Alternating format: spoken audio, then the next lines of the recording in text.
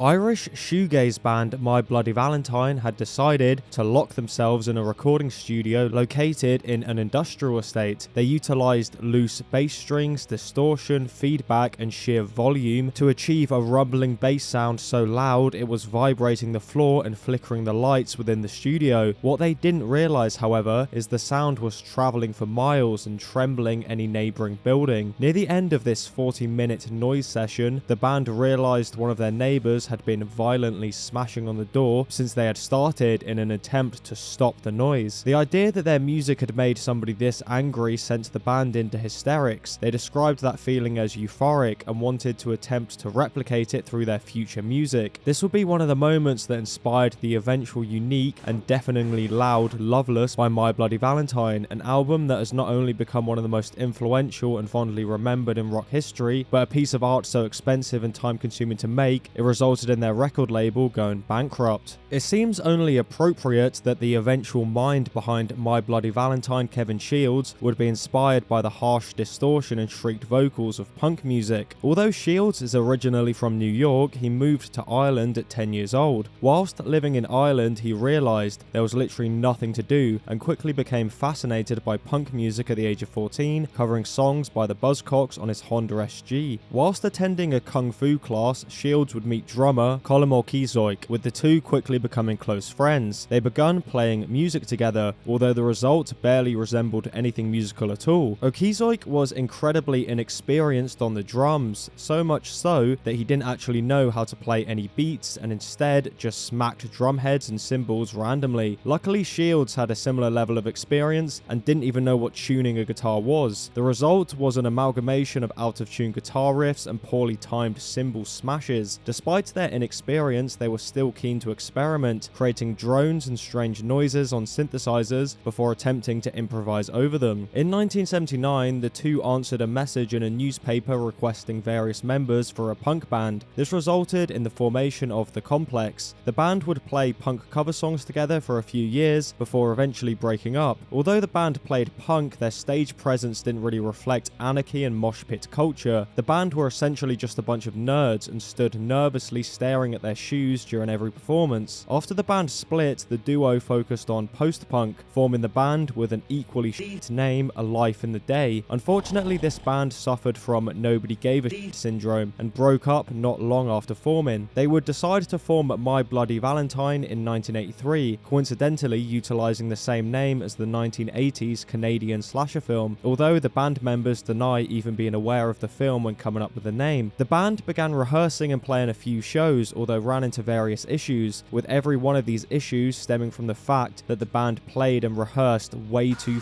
loud. This was not suited for a countryside town in Ireland, resulting in countless noise complaints, I'd assume from the local sheep population. They had decided at that point that Ireland's music scene didn't have room for their sound and style. I wonder why. So after securing a concert in the Netherlands, decided to reside there for 9 months. Whilst in the Netherlands, they lived in a squat run by bikers. This living condition was so horrendous that a show promoter took pity on them, inviting the band to stay at his house. Whilst living at the house, they quickly discovered an attic full of icky sticky green plants, which ignited a long-term habit for the band. They were so poor they replaced their habits with icky sticky, as it was cheaper to just steal from the attic than continue to purchase tobacco. After supporting the band REM for a few shows within the country, they decided to record their debut This Is Your Bloody Valentine in 1985. The band had very little time and resources to record and mix, so just decided to turn every fader on the mixing board up to full. The end result is just kinda standard gothic post-punk, although some songs show glimmers of their eventual style. For example, a section of Don't Cramp My Style sounds like somebody being physically harassed by an electric fly swatter. Shortly after this, the band relocated to London and continued their homeless grind, living out of various squats and primarily playing illegal squat concerts. The vast majority of the attendees at these shows absolutely hated the band for the sheer volume at which they played. The noise, alongside a lack of care in terms of mixing at live shows, attached a negative reputation to the band. At the time, Shields considered moving moving back to New York City due to the band's lack of success, although was convinced by Kaleidoscope Records founder Joe Foster to release an EP under the label. The EP, named the new record of My Bloody Valentine, performed well enough to convince the band to continue making music together. Throughout 1985, Shields found inspiration in some of the strangest places, one of which being the Beatles, although thankfully not the music. He became fascinated by a live album named The Beatles at the Hollywood Bowl,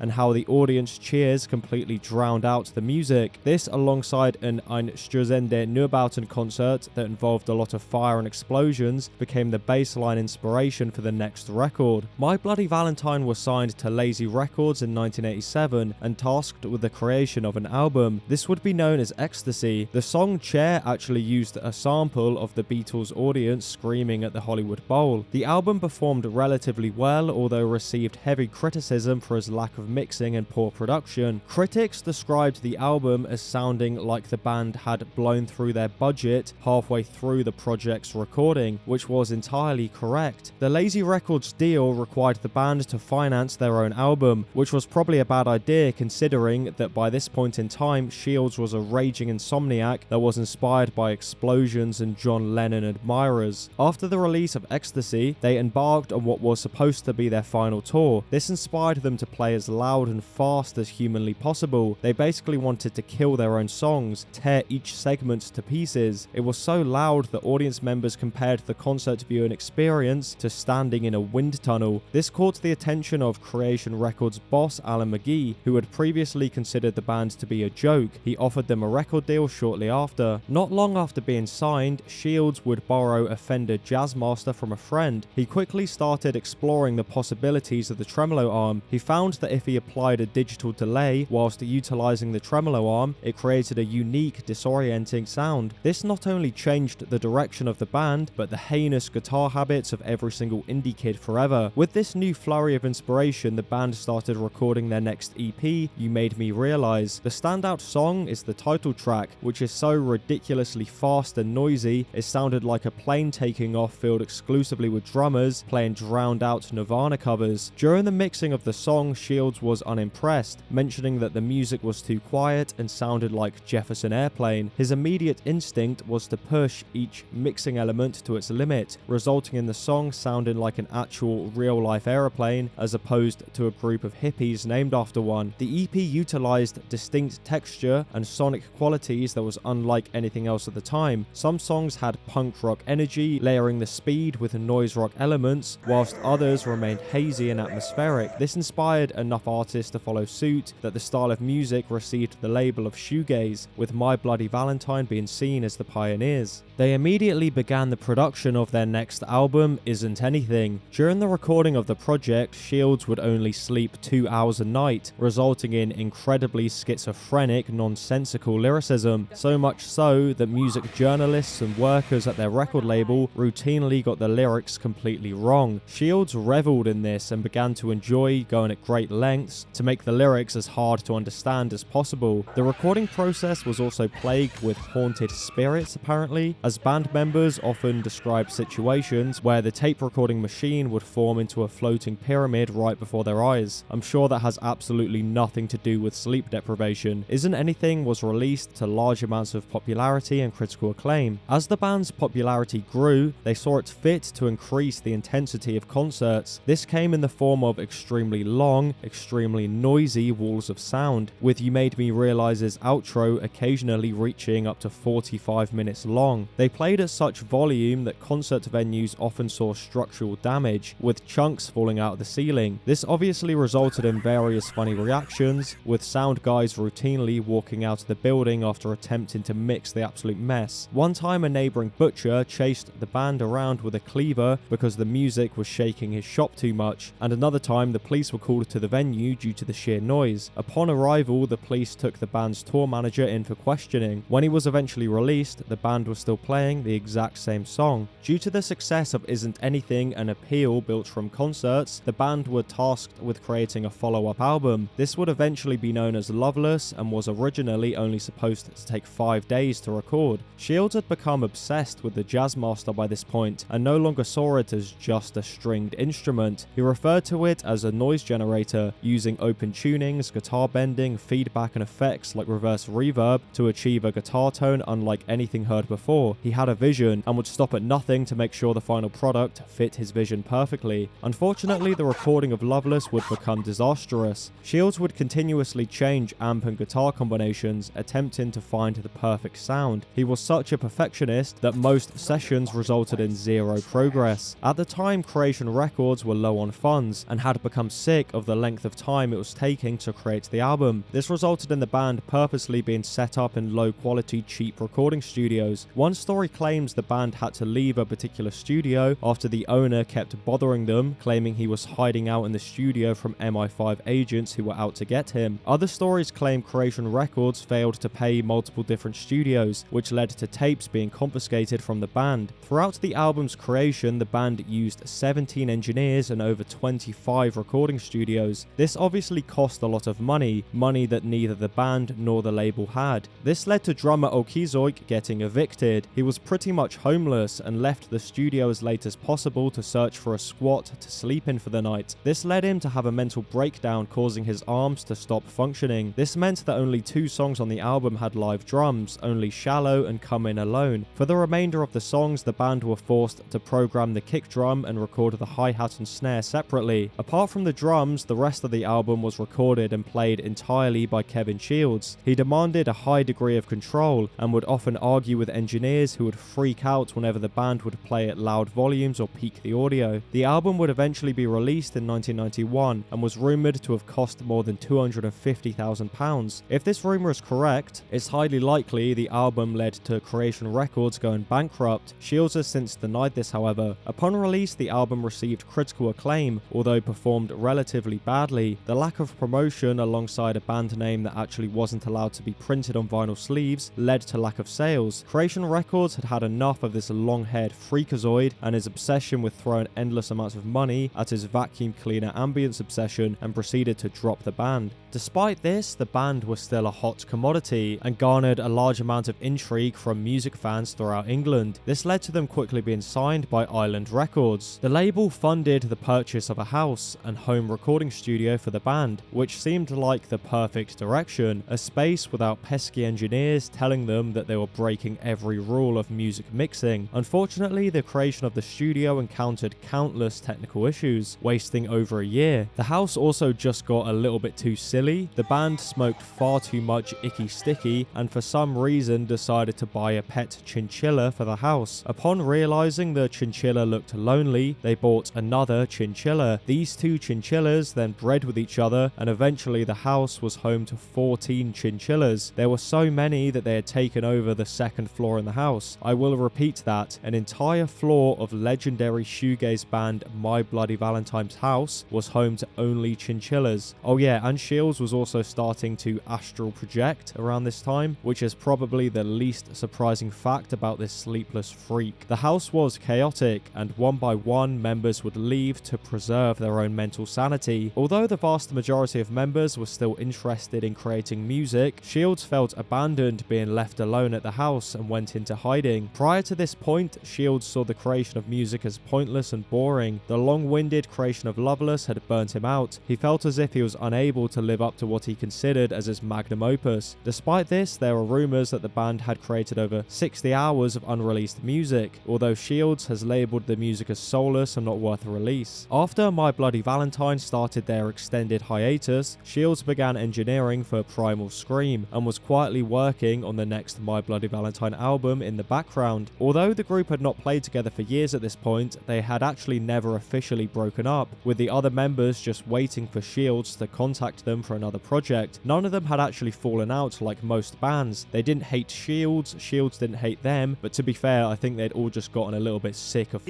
Kevin Shields. This led to the band reuniting in 2008. In typical My Bloody Valentine fashion, they spent £200,000 on equipment and turned down a $1 million offer from Coachella to perform. Despite promising new music for decades, it would take until 2013 for the band to release their follow-up, MBV. Since then, they have released nothing apart from an ugly Supreme collection. And to be fair, I guess Supreme and reverse reverb pedals are pretty similar. They're both bought by Due to the band's fallout with Creation Records, their music failed to appear on streaming services for decades, with physical copies becoming very rare. The band would eventually sign with a Domino recording company, resulting in vinyl re-releases and official releases on streaming services. Although the Spotify release would anger Shields, he called Spotify getting his lyrics wrong insulting, which is very strange considering his previous stance. You would have thought he would be delighted by the fact that hundreds of thousands of people are getting his lyrics wrong. If the story of My Bloody Valentine teaches us anything, it's that Kevin Shields is a fucking absolute weirdo. He became so obsessed with the sound and capabilities of a particular guitar, he morphed into an insomniac and became obsessed with the creation of music that would eventually be compared to a vacuum cleaner on the internet 30 years later. What can't be denied is the sheer influence of My Bloody Valentine. They essentially created shoegaze, which is a sound still being explored today. Countless bands have combined the stylings of shoegaze with other subgenres such as black metal, and let's be honest, most new upcoming edgy hipster bands fall under a few categories. They are either overproduced nu metal, underproduced emo, shoegaze, or just all three at the same time.